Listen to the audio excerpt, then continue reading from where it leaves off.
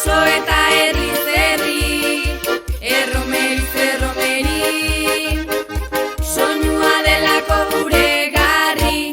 Gaur, bihar eta beti euskara da, gure poztasunaren zergaitik, honi doinua jarriz melodia zainetanik.